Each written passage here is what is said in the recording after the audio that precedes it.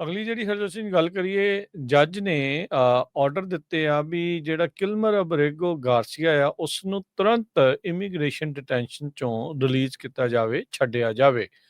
ਜੱਜ ਪੌਲਾ ਜ਼ਾਈਨਿਸ ਉਹਨਾਂ ਨੇ ਕਿਹਾ ਵੀ ਇਸ ਨੂੰ ਡਿਟੇਨ ਕੀਤਾ ਹੋਇਆ ਵਿਦਆਊਟ ਲਾਫੁਲ ਅਥਾਰਟੀ, ਬਗੈਰ ਕਿਸੇ ਕਾਨੂੰਨੀ ਅਧਿਕਾਰ ਤੋਂ ਬਗੈਰ ਹੀ ਕਹਿੰਦੇ ਇਸ ਨੂੰ ਹਿਰਾਸਤ ਦੇ ਵਿੱਚ ਤੁਸੀਂ ਰੱਖਿਆ ਆ। ਯੂਐਸ ਡਿਸਟ੍ਰਿਕਟ ਜੱਜ ਪੌਲਾ ਉਹਨਾਂ ਨੇ ਆਪਣੇ ਜਿਹੜੇ ਆਰਡਰ ਦੇ ਵਿੱਚ ਕਹਿੰਦੇ ਵੀ ਅਬਰੇਗੋ ਗਾਰਸੀਆ ਨੂੰ ਤੁਰੰਤ ਰਿਹਾ ਕਰਨ ਦੇ ਲਈ ਆਖਿਆ ਗਿਆ ਆ।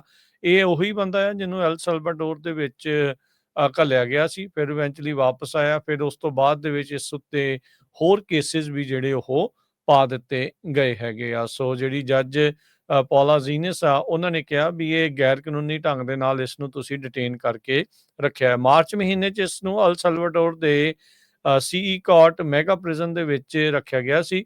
ਉਸ ਤੋਂ ਬਾਅਦ ਦੇ ਵਿੱਚ ਅਜੇ ਉਸ ਨੂੰ ਰੋਕਿਆ ਗਿਆ ਸੀਗਾ ਵੀ ਇਸ ਨੂੰ ਡਿਪੋਰਟ ਨਾ ਕਰਿਓ ਉਸਦੇ ਮੁਲਕ ਦੇ ਵਿੱਚ, ਕਿਉਂਕਿ ਪ੍ਰੋਸੀਕਿਊਸ਼ਨ ਦਾ ਇਸ ਨੂੰ ਖਤਰਾ ਹੈਗਾ ਆ।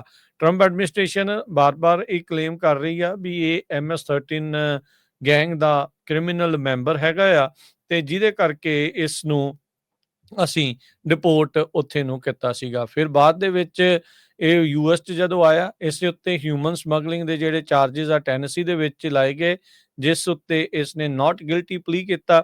ਤੇ ਹੁਣ ਕਹਿੰਦੇ ਵੀ ਇਹਦਾ ਜਿਹੜਾ ਇੱਕ ਭਰਾ ਆ ਮੈਰੀਲੈਂਡ ਦੇ ਵਿੱਚ ਉਸ ਨੂੰ ਵੀ ਰਿਲੀਜ਼ ਜਿਹੜਾ ਉਹ ਕੀਤਾ ਗਿਆ ਸੀ, ਉਹਨੂੰ ਵੀ ਡਿਟੇਨ ਕਰ ਲਿਆ ਗਿਆ ਸੀ ਇਮੀਗ੍ਰੇਸ਼ਨ ਅਥਾਰਟੀਜ਼ ਦੇ ਦੁਆਰਾ ਪੈਂਸਿਲਵੇਨੀਆ ਦੀ ਡਿਟੈਂਸ਼ਨ ਫੈਸਿਲਿਟੀ ਦੇ ਵਿੱਚ। ਡਿਪਾਰਟਮੈਂਟ ਆਫ ਹੋਮਲੈਂਡ ਸਿਕਿਉਰਿਟੀ ਦੇ ਜਿਹੜੇ ਸਪੋਕਸ ਪਰਸਨ ਨੇ ਟ੍ਰਿਸ਼ੀਆ ਮੈਕਲੌਫਲਿਨ, ਉਹਨਾਂ ਨੇ ਸੋਸ਼ਲ ਮੀਡੀਆ ਦੇ ਉੱਤੇ ਪੋਸਟ ਪਾਈ ਰੂਲਿੰਗ ਤੋਂ ਬਾਅਦ ਦੇ ਵਿੱਚ। ਉਹਨਾਂ ਨੇ ਕਿਹਾ ਵੀ ਜਿਹੜੇ ਓਬਾਮਾ ਅਪੁਆਇੰਟਡ ਜੱਜ ਆ ਉਹਨਾਂ ਦੇ ਦੁਆਰਾ ਜੁਡੀਸ਼ੀਅਲ ਐਕਟਿਵਿਜ਼ਮ ਕੀਤਾ ਜਾ ਰਿਹਾ ਆ। ਇਹਨਾਂ ਦਾ ਕੋਈ ਵੀ ਲੀਗਲ ਬੇਸਿਸ ਨਹੀਂ ਹੈਗਾ ਇਸ ਆਰਡਰ ਦੇ ਵਿੱਚ।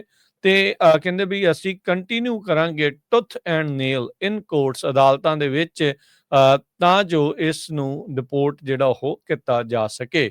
ਪਿਛਲੇ ਮਹੀਨੇ ਫੈਡਰਲ ਸਰਕਾਰ ਜੋ ਕਿ ਡਿਪੋਰਟ ਕਰਨਾ ਚਾਹੁੰਦੀ ਸੀ ਅਬਰੇਗੋ ਗਾਰਸੀਆ ਨੂੰ ਲਾਇਬੇਰੀਆ ਦੇ ਵਿੱਚ, ਉਹਦੇ ਬਾਰੇ ਵੀ ਜਿਹੜਾ ਕਿਹਾ ਆ ਵੀ ਬੈਨ ਨੂੰ ਕਹਿੰਦੇ ਵੀ ਉਸ ਤੇ ਰਿਮੂਵਲ ਦੇ ਉੱਤੇ ਉਸ ਕੰਟਰੀ 'ਚ ਡਿਜ਼ੋਲਵ ਕਰ ਦਿੱਤਾ ਹੈਗਾ ਆ। ਸੋ ਜਿਹੜੇ ਅੱਜ ਦੇ ਆਰਡਰ ਦੇ ਵਿੱਚ ਜੱਜ ਪੌਲਾ ਜ਼ੀਨਸ ਆ ਉਹਨਾਂ ਨੇ ਸਿੱਧੀਆਂ ਹਦਾਇਤਾਂ ਦਿੱਤੀਆਂ ਸਰਕਾਰ ਨੂੰ ਵੀ ਅਬਰੇਗੋ ਗਾਰਸੀਆ ਨੂੰ ਐਗਜ਼ੈਕਟ ਟਾਈਮ ਤੇ ਲੋਕੇਸ਼ਨ ਦੱਸੀ ਜਾਵੇ, ਤੁਸੀਂ ਉਸ ਨੂੰ ਕਦੋਂ ਰਿਲੀਜ਼ ਜਿਹੜਾ ਉਹ ਕਰਨ ਜਾ ਰਹੇ ਆ। ਤੇ ਅੱਜ ਸ਼ਾਮ ਦਾ 5 ਵਜੇ ਤੱਕ ਦਾ ਉਹਨਾਂ ਨੂੰ ਵਕਤ ਦਿੱਤਾ ਆ ਸਰਕਾਰ ਨੂੰ। ਸੋ ਇੱਕ ਹੇਬੀਅਸ ਪਟੀਸ਼ਨ ਵੀ ਅਬਰੇਗੋ ਗਾਰਸੀਆ ਦੀ ਜਿਹੜੀ ਪਾਈ ਸੀ ਉਸ ਨੂੰ ਇਹਨਾਂ ਨੇ ਗ੍ਰਾਂਟ ਕਰਦੇ ਹੋਏ ਇਸ ਨੂੰ ਤੁਰੰਤ ਰਿਹਾ ਕਰਨ ਦੇ ਲਈ ਆਦੇਸ਼ ਦਿੱਤੇ ਨੇ।